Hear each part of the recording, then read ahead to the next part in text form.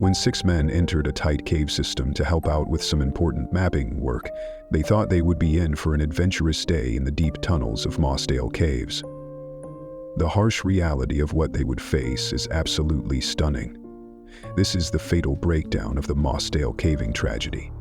In June of 1967, 10 explorers entered the Mossdale Cave system to explore and help clear some of the deeper passages for further mapping. These passages were not well documented by caving standards, but the 2 leaders of the group felt confident in their ability to navigate the group carefully. 26-year-old leader Dave Adamson and his friend Jeff Boyro had explored Mossdale many times before.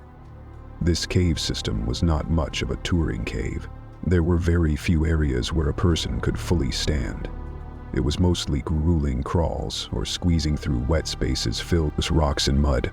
That's why after a few hours, 4 of the group members, 2 men and 2 women, turned back as planned. Dave Adamson's fiancée was one of these casual cavers.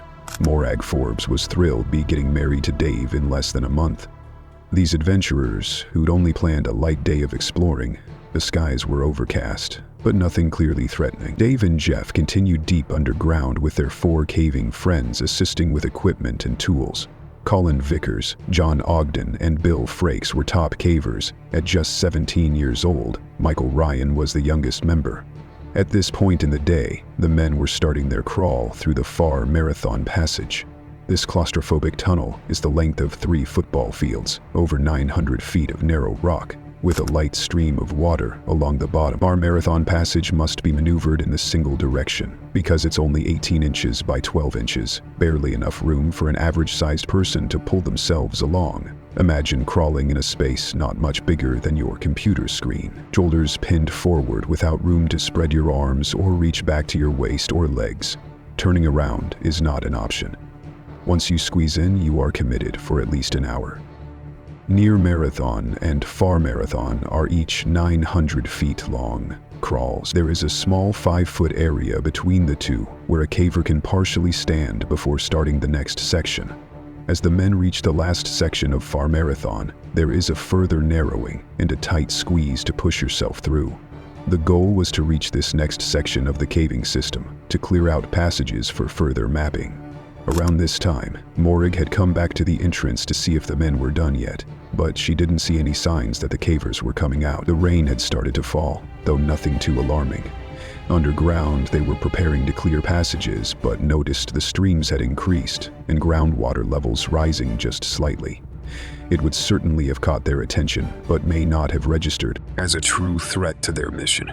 At some point, the water levels became disturbing. The men would have heard the increasing volume of flow, as well as felt the rising water at their feet. Knowing they were 3 hours from the entrance, the decision was made to end their work for the day. Dave knew this cave system better than anyone, so they were sure he would know when to lead them out safely. Unfortunately, they had no idea just how much water was coming their way. Morag had returned to the cave entrance a final time at 9 o'clock. She was utterly horrified to see a lake of water collected around the entrance to the cave system. It was fully submerged and completely inaccessible. Her fear and desperation fueled a frantic 3-mile run to get help. The men were moving back up the Far Marathon Passage. They had no choice but to get back to a higher chamber as quickly as possible. This extreme distance in such a confining chamber was likely panic-inducing with such a heavy stream of water coming at them. Older experience told them to move calmly but efficiently to get through this intimidating reality. Sure, they would emerge on the other side in a higher chamber. Young Michael and experienced Jeff were the first 2 to squeeze through the tight starting section of the return.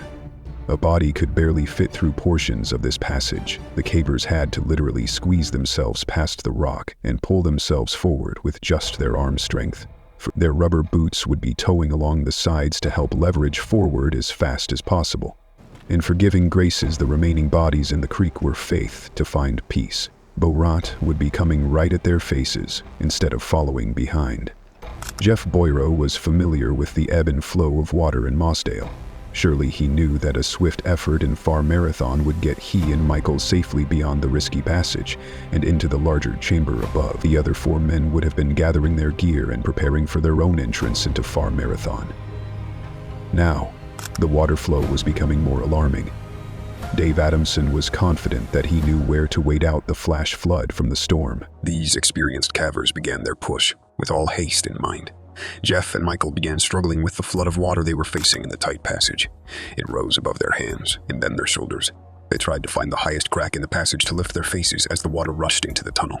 Michael would have asked Jeff what to do, where to go. The amount of water flooding into the narrow passage was only increasing with no safe place to escape. The haunting truth was that there was nothing that they could do. Dave had led the others into the same cramped tunnel, hoping to beat the increasing water flow. As they moved through Far Marathon, they encountered the same devastating reality that their friends had just faced. The water was too high. They turned to elevate their faces above the rising water, seeking the smallest pockets of air. But clearly there was just no escape from this trap. John Ogden was likely the last in the tunnel and heard the desperate cries of his friends to turn back. Realizing that there was no way forward, he pushed with his hands to slide his body backwards, using his feet to lift his body weight. It was only a matter of moments to make a move before he would be fully submerged in water as well. He found a small crack overhead where he wedged his head and body to gasp for the last moment of air. Maybe the water would stop rising and he would find protection in this small space of air. It was too tight for a person to actually fit, but in the frantic fight for survival, he jammed his body and face up into the narrow slit. Outside the cave, a full rescue effort was beginning. It was clear that the entrance to the cave was completely blocked by a lake of water, but there was still hope that the men had found a safe chamber to wait in until the water levels fell. The rescuers came out in full force. Hundreds of volunteers helped dam off the entrance and install pumps to try to move the water out of the mouth of the cave. This would allow the water levels inside to fall, clearing passages for safe movement. On Sunday afternoon, a full day after the men entered the cave, rescuers were able to make it down to Far Marathon. They shouted a few times, hoping to alert the men that the passage was now clear and they could come down from their high waiting chamber. It wasn't until 2 sets of legs were seen protruding from the ridge of the tunnel that the grim reality was revealed. These 2 bodies were Jeff and Michael, who had lifted their upper bodies into a ridge along the path to try to access the last breaths of air. The reality of the situation was completely devastating to rescuers, who held to a slender thread of hope that these experienced cavers were able to find. One by one, the bodies of 5 men were discovered. John Ogden's body would not be found for another 2 days. He had wedged himself so aggressively into the overhead crack, it took dozens of passes to locate his contorted remains. All 6 men drowned in an inescapable flash flood that filled the entire cavern with water. The cave was closed after this tragedy,